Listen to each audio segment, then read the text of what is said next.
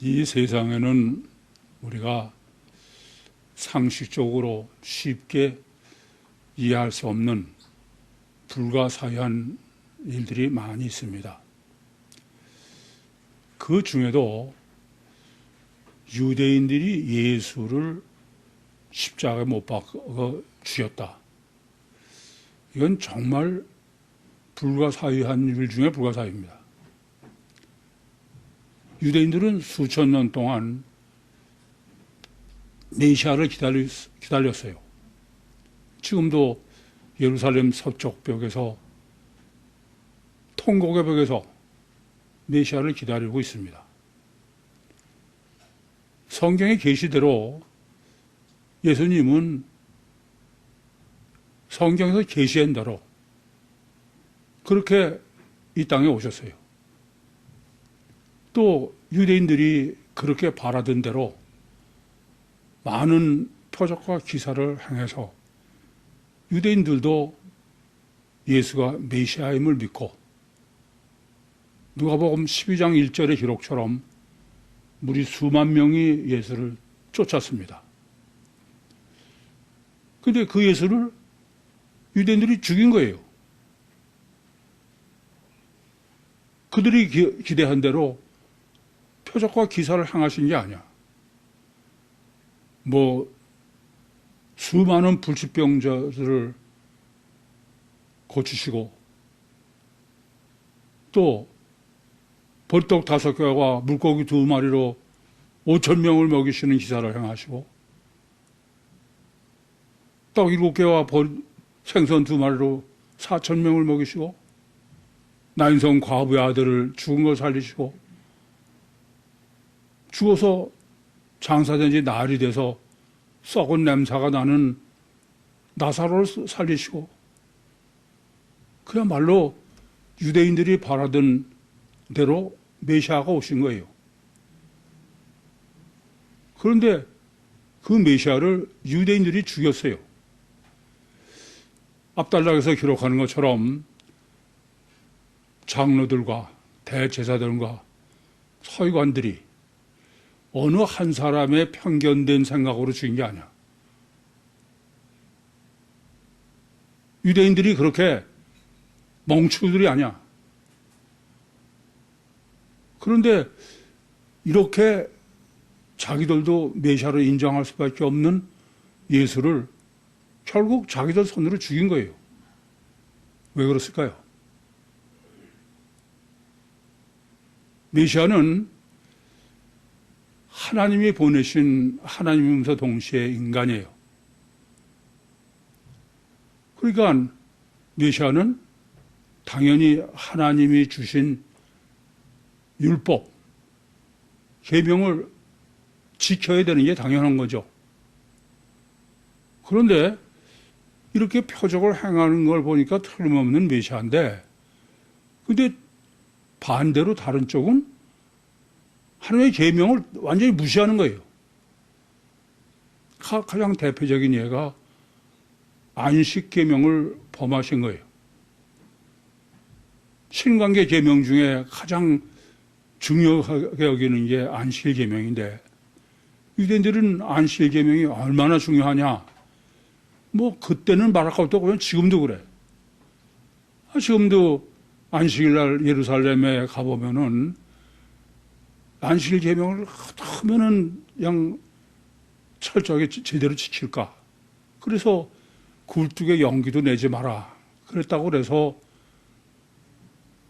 매식을 하고 집에서 음식을 안 만들고 엘리베이터도 전혀 터치도 하지 않고 철저하게 안식일을 지키는 게 유대인인데 예수님은 안식일 날 병 고치고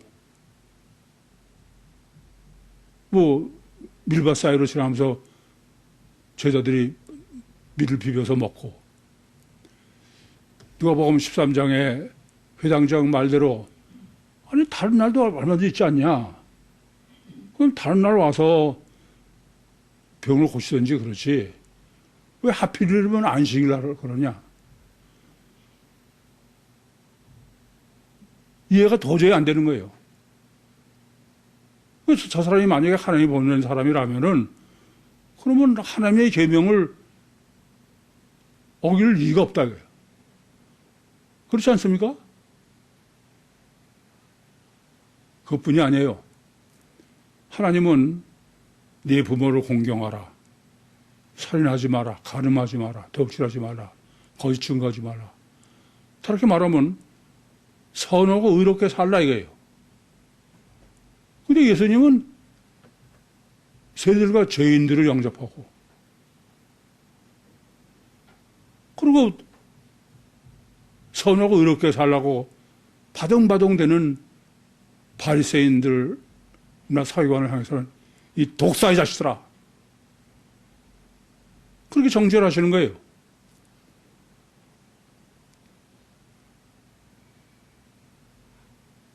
평생 나쁜 짓만 하고 그러다가 십자가에 처형을 당하는 강도보로 네가 구원받을 사람이다. 그게 이해가 돼요?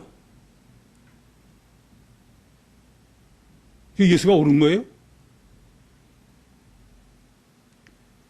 잃어버린 양의 비유도 그래. 성경은 99마리의 양을 들여 아예 버리고 죽으라고 버렸다는 거예요. 그러고서는 잃어버린 한 마리 양을 찾으러 가셨다는 거예요. 그런데 유대인들이 아니 그건 99마리의 양은 의인의 의미야. 의인. 의인들은 다 죽으라고 그러고 죄인인 잃어버린 한 마리 양을 찾으러 가셨다고 해요. 이게 메시아가 맞냐 이거예요. 성경이 선하고 의롭게 살라고 그래. 죄 짓고 악하게 살라고 그래. 말이 되지 않는 거예요. 그래서 유대인들의 대표인 장로들이요, 대제사장이요, 서기관들이 다 누구도 하나 일가 없어. 이 예수는 죽여버려야 된다. 왜냐? 저게 능력을 행하면서도 나쁜 짓을 하는 것이 옳다고 그러는 거는 저건 마귀의 종이지 절대 하나님의 종일 수가 없다. 마귀가 선에 악해요. 그래서 예수를 하나님의 종으로 메시아로 보는 게 아니고 저건 마귀의 종이다 이거예요. 그러니까 저건 죽여 없애야지. 능력이 많아서 많은 사람들이 백설지식을 쫓는데 그게 가르치는 거는 영 나쁜 것이 옳다고 가르친다 이거예요. 여러분은 용납하겠어요? 그건 전혀 용납할 수가 없어요. 그런데 똑같은 예수님의 공생의 생애를 놓고 미국 남침례교에서 개발한 개신교의 종교훈련 프로그램 최선의 삶이라는 제목에 우리나라나 전 세계에서는 그것을 제자훈련이라는 이름으로 실제로 종교적 훈련으로 표본을 삼고 있죠. 그 제자훈련은 예수님의 공생의 사역을 정반대로 해석하는 거예요. 예수님은 구약에서 성경 중심 대신에 안식일 대신에 주일 성수로 하고 교회 중심으로 하고 예배 중심, 말씀 중심, 기도 중심 뭐가 틀려? 유대교인 얘기하는 거 똑같아. 그리고 선하고 의롭게 살라고 해요. 제자훈련이 뭐가 제자훈련이냐? 공생의 예수님이 산 모습을 보고 우리 그대로 살자. 그럼 산 모습이 유대인들이 사는 것처럼 악하고 그런 사람이 옳다고 그러는 산 모습을 담자는 거야? 선하고 의로운 삶의 모습을 담자는 거야? 그렇잖아요. 그래서 무슨 예수 동행 일진이 선하고 의로고 겸손하고 봉사하고 섬기고, 그 교회 이름 자체가 사랑의 교회 아니야. 유대교에서 보는 예수와 기독교에서 보는 예수는 정반대예요. 똑같은 예수님의 공생을 놓고. 여러분은 어떻게 생각해요? 유대교인의 시각이 맞아요? 기독교의 시각이 맞아? 어느 게 맞아? 네?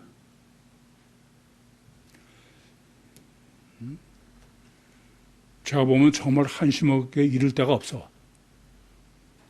유대교로 얘기하면 4,000년, 기독교로 얘기하면 2,000년을, 이 두 모순으로 생각 안 하는 거야. 그냥 뭐 너희는 늘 모순대로 그냥 보고 하고 우리는 우리대로.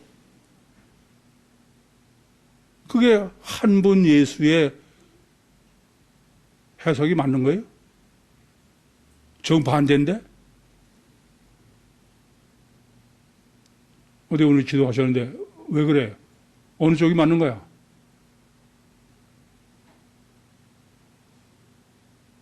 이 정반대인 것을 놓고 그냥 나만 옳다 이거야. 그래서 너는 나하고 틀리니까 너는 나쁘고 나만 옳다. 서로 유대교는 유대교가 옳다고 그러고 기독교는 기독교가 옳다고 그러는 거야.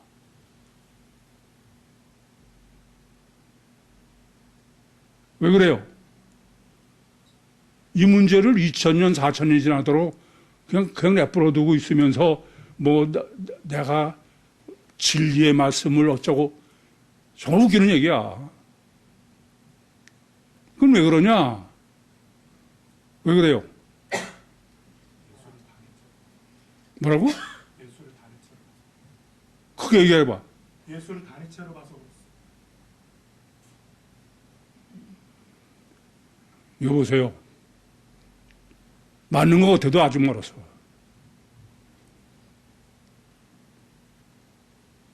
주님이 이중사역을 해서 이중사역을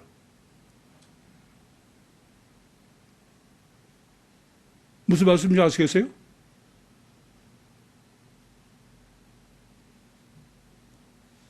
이중사역을 한 것을 이중사역으로 보지 못하는 거야. 참 심각한 문제예요. 몇천 년을 두고도 이 문제를 아니 지금 기독교나 유대교나 이중사역을 보지 않은 거야. 그게 따로 자기대로. 지금도 마찬가지야. 여러분 신앙도 다 마찬가지예요. 이게 자기 보고 싶은 쪽만. 그리고 그거 안 맞으면은 저기 틀렸다는 거야. 내가 맞는지 안 맞는지도 생각 안 하고. 참 심각한 문제입니다. 그리고 지가 저하고 안 맞으면 다 틀렸다는 거야. 그것은 진리의 말씀이라고 그래.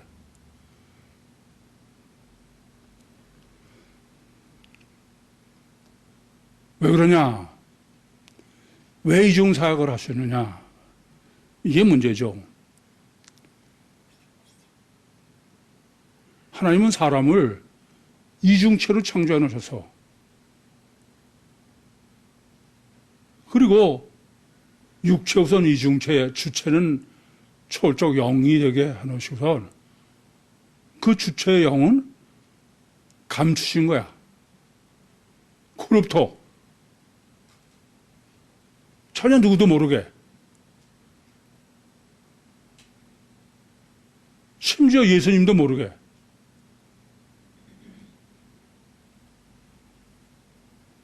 예수님도 이중체인지 아시는데도 이중체를 계시하고 알려주지 않았어요. 대신 이중사역을 하신 거야.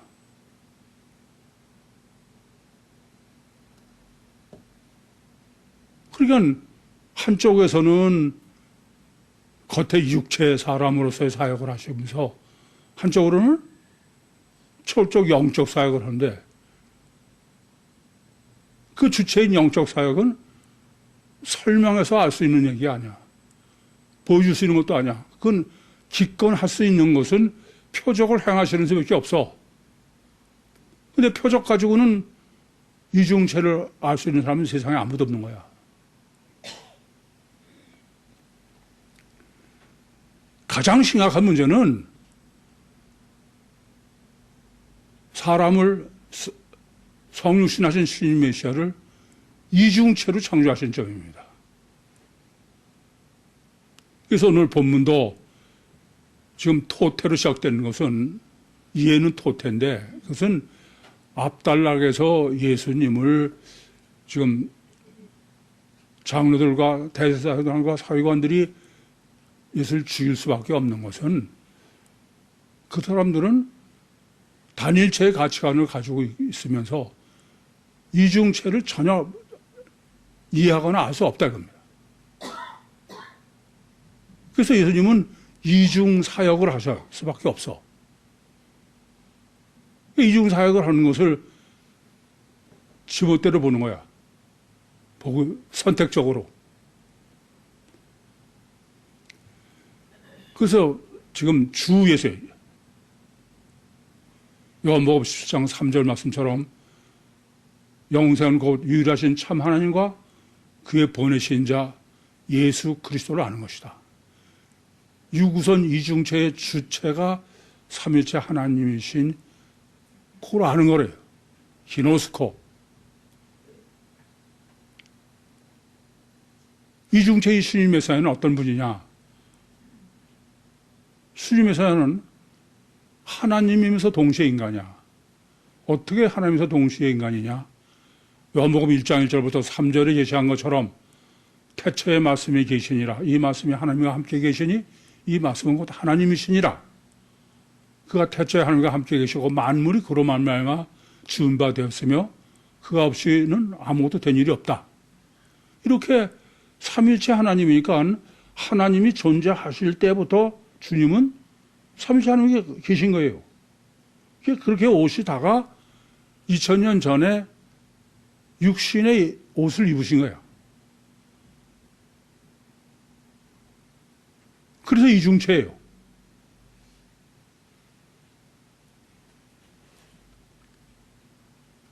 그런데 육신의 옷을 입은 육신은 사람의 보이고 그래. 그러나 정작 주체인 하나님은 안 보이는 거야.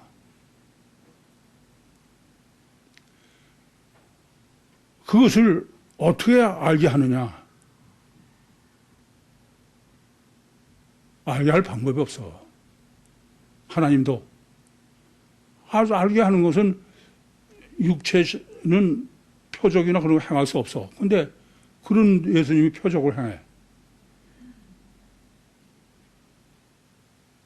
그러면 기껏 하는 소리가 예수 우상, 몸뚱아리가 하나님입니다. 그렇지? 전혀 하나님을 알 수 없는 거예요. 예수뿐이 아니죠. 하나님이 출애굽서부터 표적을 행하시면서 하나님을 실제로 초월적 존재를 알게 할 수 있는 일은 보이는 것만이 잘된 인간에게는 표적을 행하시는 수밖에 없어. 그렇다고 보이지 않는 하나님을 실제로 알 수 있는 거냐? 그건 불가능한 게 인간이다. 그래서 주님께서는 하는 수 없이 이건 최선책이야. 이중 사역을 하신 거예요. 겉은 겉대로 알게 하고 속에 하나님은 하나님대로 알게 하는 게 표적을 행하시면서 뭐 대표적인 게 우리가 오병이어나 치병이의 표적인데 아담 후손인 무리 육체 우선이요 가셔 결과만 절대인 그들에게는 그냥 결과만 알게 어떻게 이 많은 사람에게 떡을 먹이셨는지는 전혀 몰라요. 마치 광야에서 이스라엘 사람들이 만나를 먹은 거랑 똑같아. 만나가 어떻게 된 걸 모르죠. 아침에 깨보니까 있으니까 걷어 먹인 것뿐이야. 그리고 그 과정을 표적을 행하신 것은 제자들만 보게 하신 거예요. 마치 요한복음 2장 1절에서 11절에 가나 잔치집에서 물을 포도주로 만드실 때 하객들은 물로 만드신 포도주를 결과만 알지 어떻게 그 포도주가 된지는 모르죠. 다만 그 종들은 안다 이거예요. 그것처럼 제자들만 알게 해놓으신 거예요. 그래서 우선 복음서를 이해하는데 우리 구유복음 우리가 이해하는 것과 이 세상 모든 제자 훈련이라고 그러는 전 세계의 기독교가 하는 건 전혀 틀려. 그들은 어떻게 아느냐? 이중사역으로는 전혀 몰라요. 예수님께서 무리들은 떡만 나눠주고 제자들이 그 과정을 알게 해주는 이중사역. 마태복음 5장 1절과 2절처럼 무리를 보시고 산에가 올라가 앉으시니 제자들이 나온지라. 무리를 위해서 이 땅에 오셨지만 실제 신학은 제자들밖에 모르게. 그래서 지금 본문에 주 예수, 육체우선 이중체의 예수님이 제자들에게 이르시되, 그 제자들이라는 것은 그냥 제자 훈련에서 얘기하는 최선의 삶에서 얘기하는 제자가 아니야. 이 제자는 신학적으로, 의미적으로는 신학적으로 이중체의 신학을 정립하고 신학적으로 육체우선 이중체의 예수님을 안다. 그런 의미죠. 그런 사람에게 제자 훈련을 지금 말씀하시는 거예요. 24절에. 아시겠어요? 그런데 이 제자들은 결국 그 마태복음 5장서부터 무리와는 구별해서 신학을 정립하도록 하시고 또 특별히 무리는 이제 띄어버리시고 마가단 지방으로 제자들을 데려온 사람들을 대상으로 말씀하시는 거지만 이 제자들은 끝내 이중체의 신학을 정립하고 알아요, 몰라요? 몰라. 그러니까 이때 제자들로 돼 있지만 실제로는 이 제자 훈련의 대상은 누구냐? 누굴까요? 실제는. 이건 이중체의 신학을 정립하고 이중체 신학으로 신앙생활을 할 수 있는 추수꾼이야. 여러분, 제가 자꾸 창세기 49장을 말씀드리면 그게 무슨 유별나게 강조하는 거로 들으기 쉽지만은 창세기 49장에는요, 이미 다는 이스라엘 한 지파같이 그 백성을 심판하리라. 그리고 다는 길의 뱀이요 첩경의 독사리로다. 말굽을 물어 그 탄자를 뒤로 떨어뜨리게 하는 자로다. 그게 뭐라고요? 말에 앉아 있는 것 자체가 뭐라고요? 그건 성경 이중체야. 이중체를 육체 우선에서 메시아가 육체를 부인하고 주체인 영이 부활해서 살아나게. 그러나 그거는 아무도 몰라. 요한복음 10장 16절로 하셨어도 모르시고 마태복음 12장에서도 보라 나의 택한 종 내 마음에 기뻐하고 사랑하는 자를 봐라. 그렇게도 여전히 몰라. 모르는 게 당연한 거예요. 따라서 본문에서 지금 예수님께서 공생의 마지막으로 계시해 주시는 주님의 제자, 누가 저 제자냐? 그 제자도에 대한 것은 실제로는 추수꾼이에요. 구유복음 우리에만 상당이지 우리 외에는 아무도 몰라 이건. 본문 다 보고도 본문 전혀 본문대로 해석 못하는데. 그래서 그럼 이렇게 주님의 제자가 되려면은 어떤 사람이어야 되느냐. 제일 먼저는 예외가 없어. 누구든지 나를 따르려거든 자기를 부인하라고 해요. 자기를 부인하는 게 어떻게 하는 게 자기를 부인하는 걸까요? 지금 조건이 셋이야.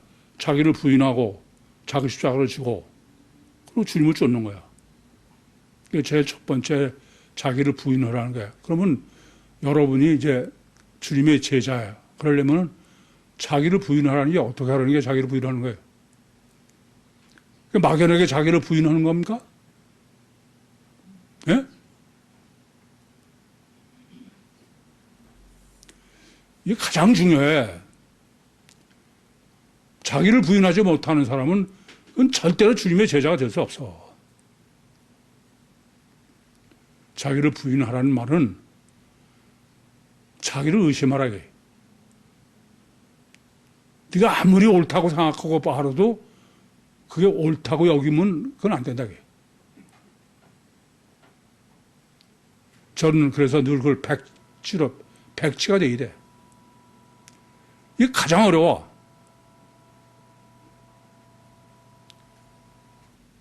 주님의 제자의 첫 번째예요. 우린 다 어떠냐? 이게 뭐 지가 맞는 게 실제로는 다 생각도 안 해보고 지가 맞다고 생각하면 아무리 설명해도 소용없어. 그건. 제가 오죽하면 뭐라 그러냐? 교회 나오는 거는 내가 맞느냐 틀리냐 그게 아니야. 내게 맞는다고 동의해 주는 그걸 들어오는 거지. 그래서 자기는 바꿀 생각이 전혀 없는 거죠.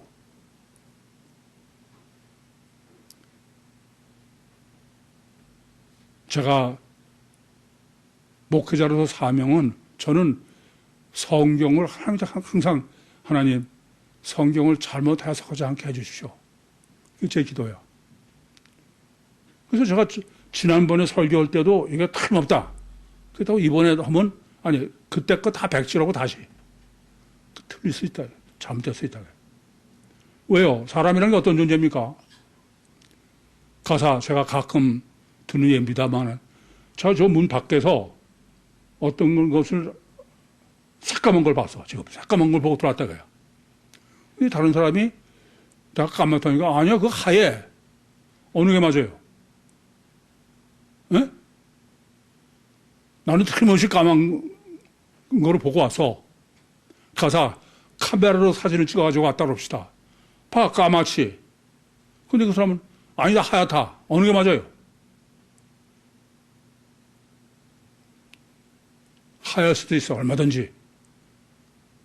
왜요? 마귀는 얼마든지 해. 근데 안 통하는 거야. 쌈박질까지 해.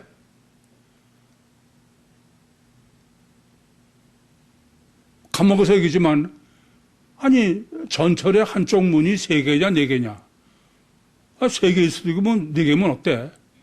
안 통해. 결국 3개가 맞다 4개가 맞다 그러다가 싸워가지고 귀까지 찢어졌어. 그게 인간이라는 말이에요. 자기를 의심할 줄 모르는 사람은 그건 절대로 예수님 제자 안 돼. 자기를 의심하지 못하니까 유대교가 잘못됐다는 거예요. 절대 안 받아들이는 거야. 뭐가 문제인지도 모르고.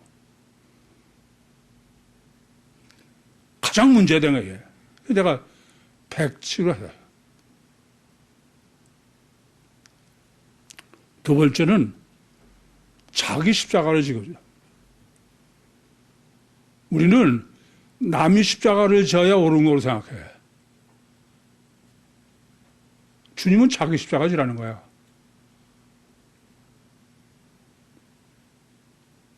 남을 위해서 뭐 어쩌고. 제가 그러죠? 그건 절대 잘못하는 거다. 영적 이기적이 돼.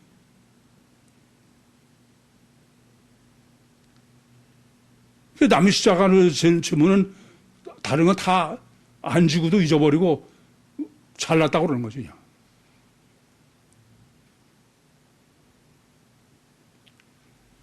참 이게 심각한 문제예요. 과연 자기 십자가를 지느냐? 뭐 얼마든지 예를 들을 수 있겠습니다만은 자기 십자가를 지라는 것은 어떤 고난을 당했더라도 범사의 그를 인정해 하나님이 주신 것이다.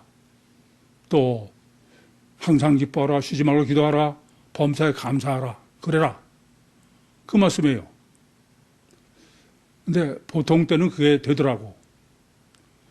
근데 솔직하게 말씀드려서 이번 제가 병고와 싸우는 동안에는 너무 기간이 길고 너무 병의 레파토리가 복잡해.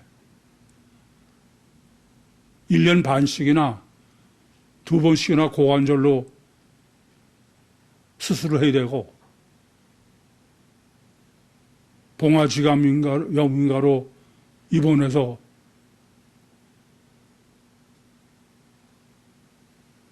그 전문 의사도 의아해. 안 나는 게. 그래서 이번엔 또 혈전으로 뇌경색으로 내가 정말 하나님, 나보다 나를 더 잘 아시는 하나님이 저한테 가장 좋은 걸 주셨습니다. 아멘. 그게 어디까지 내가 정말 진심일까?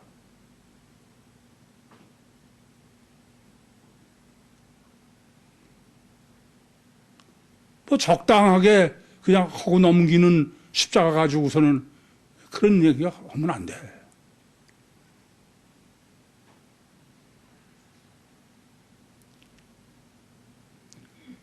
자기 십자가를 지고 나를 쫓아라. 내가 남의 십자가를 져봐야 그건 그냥 적당한 데까지만 할 수 있어. 안 그래요? 그러고 지가 무슨 어쩌고 저쩌고 그러는 거야. 그리고 세 번째는 나를 쫓으라는 거예요. 주님을 쫓으라는 게 무슨 말이에요? 육신과 세상을 부인해라 이거야. 아니 지금 예수님이 바로 앞에서 장로들과 대제사장과 서기관들에 의해서 죽임을 당한 거야. 예수님을 쫓으라는 것은 육신과 세상을 부인하라 이거야.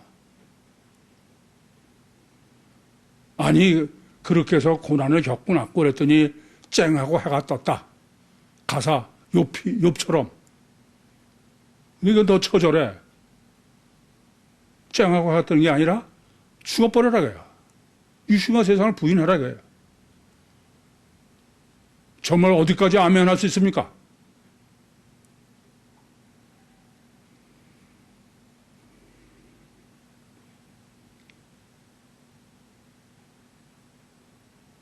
얼마나 육신과 세상을 정말 부인할 수 있냐고요.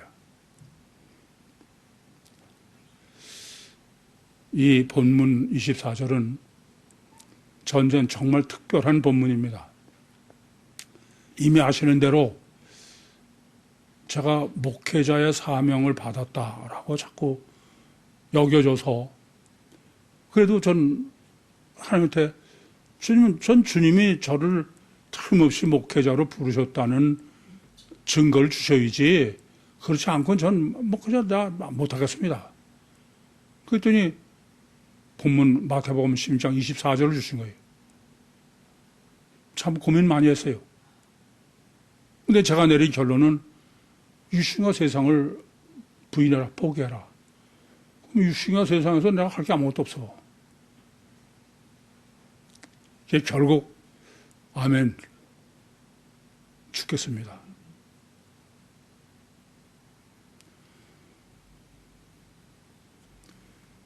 그런데 이 지금 주님의 제자도에 대한 주님의 실질적인 논리 전개가 정말 놀라워. 지금 무슨 말씀이냐면은 누구든지 제 목숨을 구원하면 잃을 것이요. 나를 위해서 제 목숨을 잃으면 찾겠다. 그래서 목숨론으로 하잖아요. 목숨론으로. 이 점이 얼마나 실제적이냐 하는 거예요. 그냥 나를 위해서 죽음이 아니라 목숨의 문제야. 하나님께서 사람을 창조하실 때 하나님이 창조하신 건 어떻게 창조하셨냐면 육체 우선 이중체로 창조했어요. 그리고 주체는 영이 되게. 그러니까 인간의 목숨은 뭐가 목숨이 되게? 영이. 이 목숨으로 번역한 푸시케는 우리의 생명으로도 목숨으로도 혼으로도 영으로도 다 그렇게 번역되는 단어예요. 이게 푸시케로 한 거예요. 그래서 사람은 창조할 때 이중체로 창조했고 그 주체는 푸시케다. 목숨이다. 그리고 사람이 잉태될 때도 이렇게 육체우선 속에 생명을 넣었다. 이게 푸시케다 이거예요. 영이다 이겁니다. 그래서 문제는 지금 네 온 천하를 얻고도 네 목숨을 잃으면 너에게 무슨 유익이 있느냐? 뭘 주고 네 목숨을 바뀌었냐? 그럼 이 목숨이 어디까지가 목숨이냐야. 쉽게 말씀드리면 육신에 사는 동안의 목숨, 푸시케가 푸시케냐? 아니면 육신이 죽고 나서도 이 푸시케는 있는 푸시케냐? 그 문제다 이거예요. 어디까지가 내 목숨이냐 이런 거예요. 예, 조금 전에도 말씀드렸지만 하나님께서는 사람을 창조하실 때 육체 우선 이중체요. 주체가 목숨이 되게. 이건 주체가 목숨인데 다른 걸 다 얻고도 목숨을 잃으면 뭐예요? 유익하냐? 절대 다른 얘기죠. 그래서 하나님은 이렇게 목숨이 절대가 되도록 목숨이 주체가 되도록 그 목숨은 육체가 죽고 나서도 목숨은 있는 거다. 그게 이중체의 법칙이에요. 단일체는 목숨이 아니고 육체가 다만의 목숨이다. 그래서 창세기 2장 16절과 17절에 하나님께서 내가 동산 각종 나무의 실과를 임으로 먹되 선악을 알게 하는 나무의 실과는 먹지 마라. 먹으면 정령 죽으리라.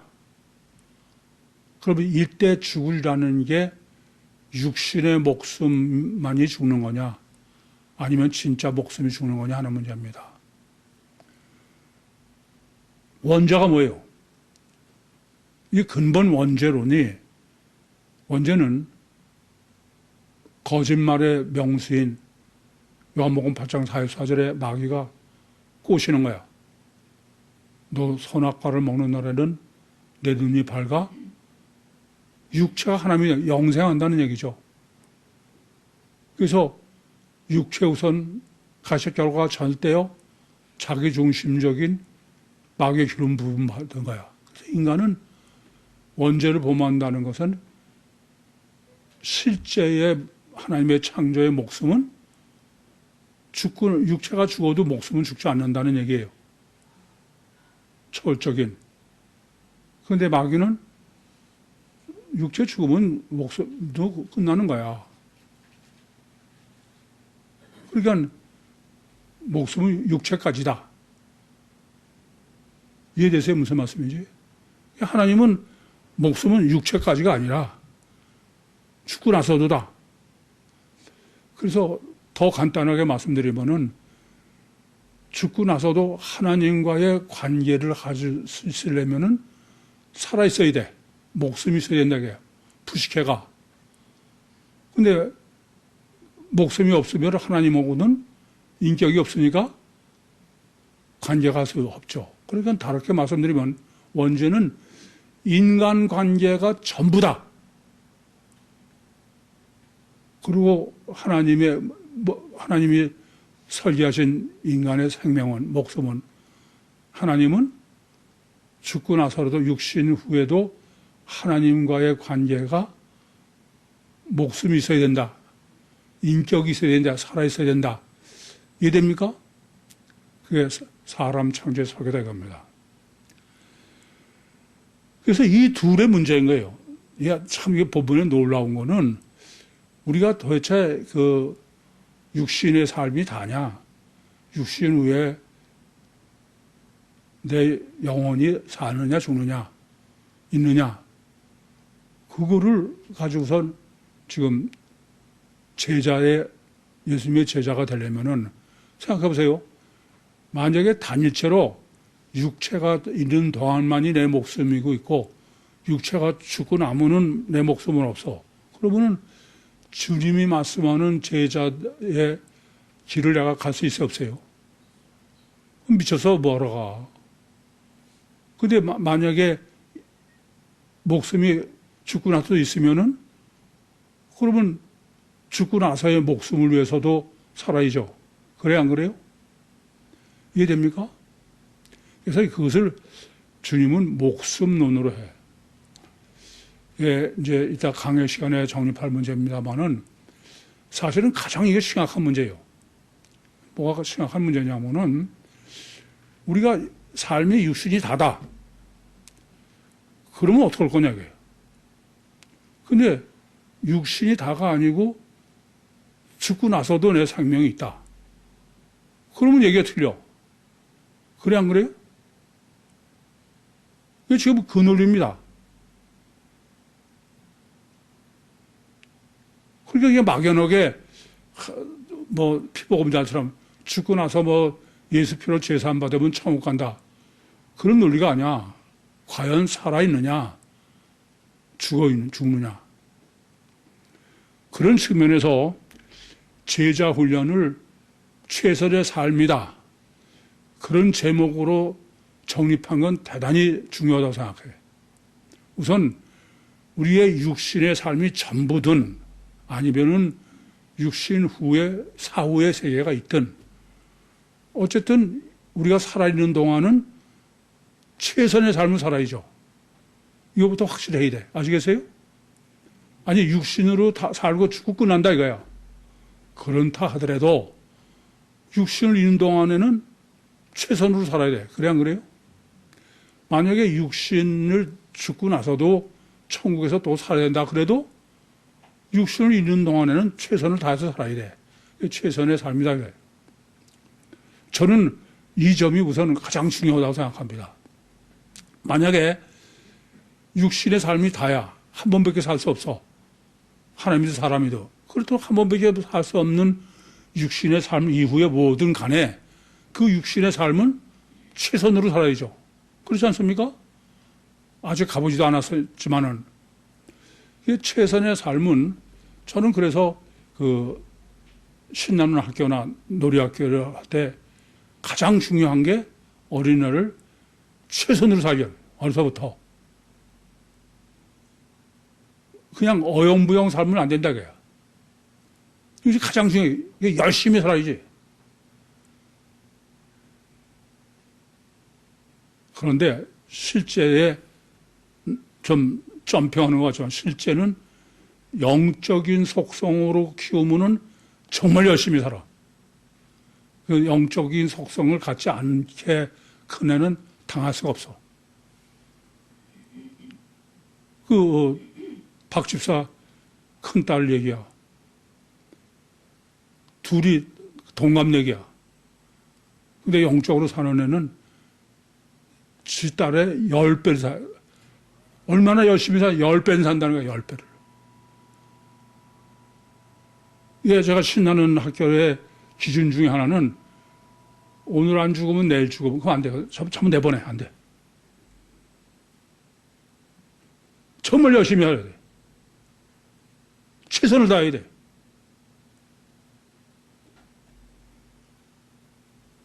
예수님의 제자도 베드로도 바울도 모세도 정말 열심히 특심인 사람들이야.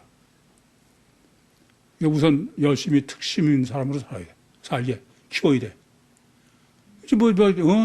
어려서부터 그냥 오늘 안 죽으면 내일 죽지. 이건 도저히 안 되는 거예요. 실제로 신한학교 노래학교에서 그런 애는 실제로 내보내. 그런데 열심히 특심으로 사는데 성경에는 이렇게 열심히 산 사람의 신학을 잘 정립해 주는 게 누가복음 16장의 부자와 나사로예요. 부자와 나사로는 여러분들이 잘못 해석을 해. 부자는 어떤 사람의 예냐 하면은 육신의 부식해가 육신이 다라고 여기는 육신까지만.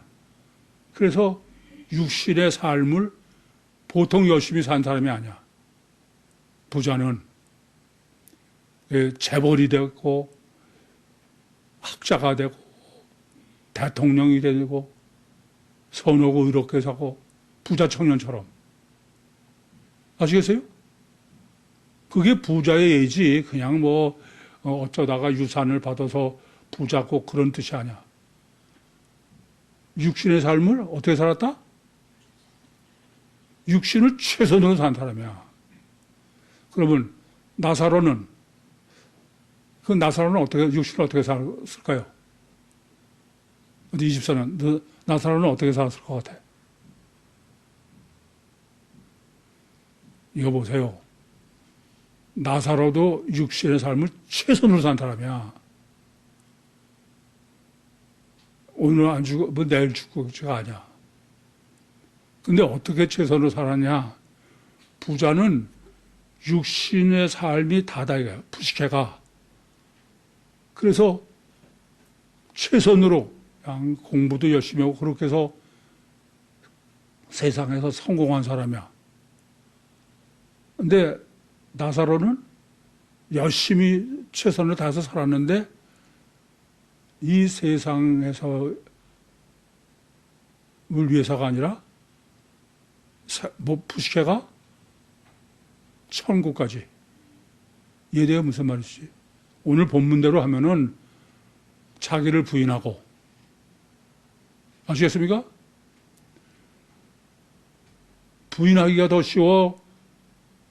부자처럼 살기가 더 쉬워? 부인하기가 더 어려워. 자기 십자가를 지고 살아. 어느 게 더 쉬워? 우린 잘못 알면은 부자는 그냥 뭐 육신을 하면 최선의 삶을 살고 이 나사로는 그냥 빈둥빈둥 되다가 그래서 거지가 돼가지고 천만의 얘기야. 육신과 세상을 포기하고. 그래서 그러고서 이제 둘 다 죽은 거예요. 아시겠습니까? 죽었는데 이 나사로는 부식해가 언제까지라고요? 육체 죽고 나서도 부식해는 계속 사후에 부식해를 위해서 산 거야. 이해되죠? 그걸 위해서 최선의 삶을 산 거예요. 근데 부자는 육신의 부식해가 전부로 알고 육신의 부식해를 위해서 산 거야. 이해돼요? 그래 안 그래? 아직도 그 이해가 안 됩니까? 이해돼요? 문제는 여기 있어.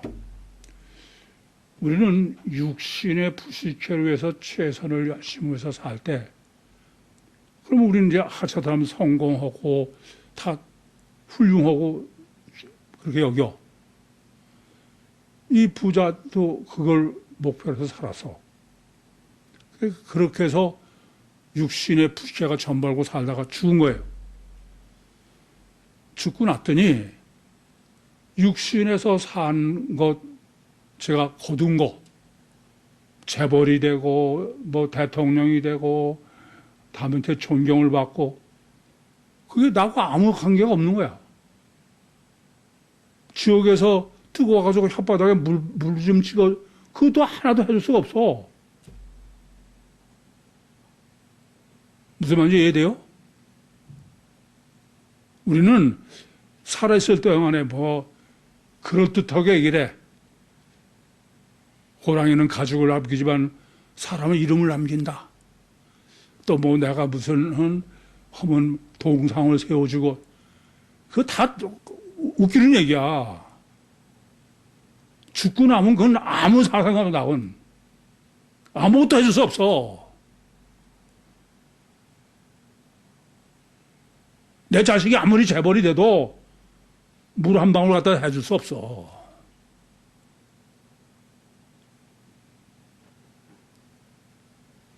이해돼요? 당연과 채찍으로 단체 가치관으로 하는 거지.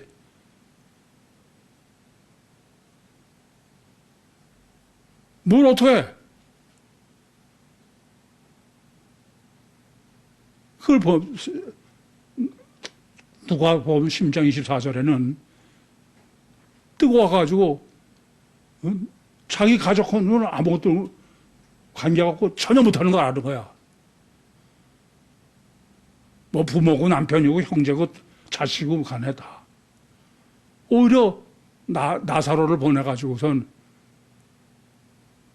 내 뜨거운데 혀끝에 물 한 방울 좀 떨어. 그것도 할 수 없는 거야. 똑바로 하세요. 똑바로.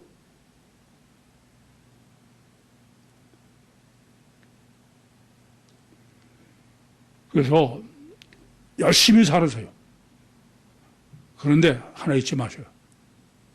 제가 평신 때부터 지금까지 신앙생활을 하면서 저도 열심히 특심인 사람에 속하기 때문에 열심히 특심인 사람을 많이 봤어. 근데 열심히 특심인 사람의 문제가 있더라고. 그 사람은 열심히 특심만 있어. 생각을 못해. 열심히 특심인 사람 쳐놓고 생각하는 사람은 못 봤어요. 그 사람은 열심히 특심이 전문 줄 알고 생각을 안 하고 사는 거야.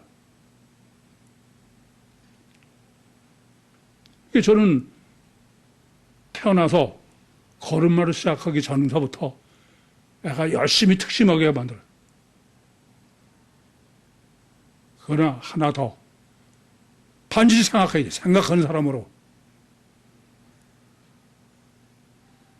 이게 절대 손 잡아주지 말라 이거야. 넘어져도 나 돌아 이거야.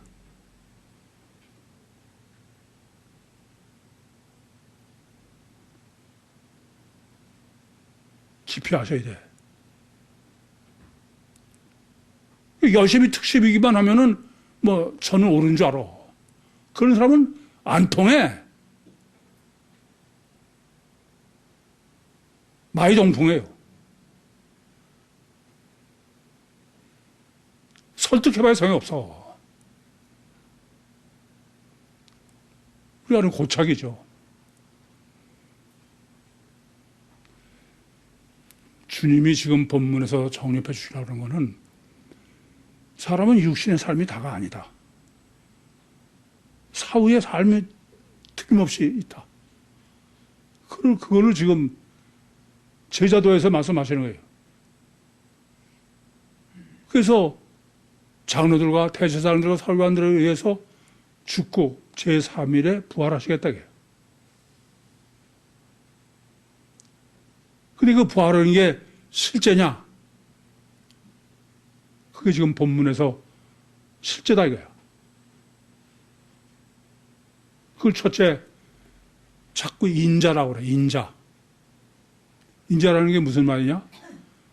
십자가에서 죽고 부활한 주님이다 이거예요. 그리고 인자라고 그래. 하나님 주님의 호칭에 대해서는 더 지금 얘기할 문제가 아니니까. 왜 인자라고 그러냐면은 십자가에 죽고 부활한 게 지금 천사들과 같이 온다는 거예요. 그럼 왜 천사냐? 주님이 실제로는 지금 오순절날 보혜사 성령으로 오시겠다는 얘기를 하시는 건데 여기 있는 사람들이 죽기 전에 인자가 왕권을 가지고 오는 걸 볼 자들도 있다. 그 말은 오순절 지금 마가의 다락방에 온설 교회 얘기죠. 그런데 왜 천사들과 함께 오냐? 참 재밌어요.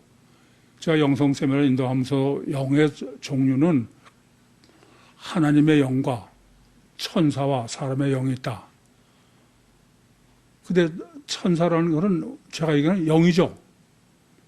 근데 성경은요, 영은 사람들이 다 관념으로 이해해. 형태가 없는. 근데 똑같은 영인데 천사로 계시한 건 형태가 있어요, 없어요? 이해돼요, 무슨 말인지? 그래서 천사는 그리잖아요. 이렇게 뭐. 또 창세기 18장에도 세 천사가 아브라함한테 현현할 때 천사라는 거예요. 저로 그러면 영으로 그냥 해도 되는데 이해되시죠? 다 이렇게 말씀드리면은 보혜사 성령으로 오시는데 실체다. 영의 실체. 그리고 왕권을 가지고 오신다. 해요. 삼일체 하나님이다. 해요. 주님의 교회다 이겁니다. 주님을 자기를 의심하고 자기를 부인하고 자기를 십자가 가지고 육과 세상을 포기하면은 그거로 끝나는 게 아니다. 네 푸시케는 세상의 교회, 주님의 교회로. 그래서 주님의 제자의 길은 제일 먼저는 자기를 의심해야 돼. 자기를 부인해야 돼. 항상. 백치가 돼야 돼.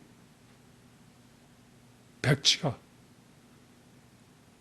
아무리 이렇게 해도 소용없어. 돌아서면 또, 뭐, 핏대로 올라가면서, 아니야. 그 사람은 내가 과연 천국 갈까 고민하세요. 두 번째는 자기 십자가를 져야 돼. 남의 십자가 제상하지 마. 참 제가 보면 웃겨요. 지 영은 다 죽어가는데 괜히 남보 챙기는 것처럼 그런 사람 쫓지 마.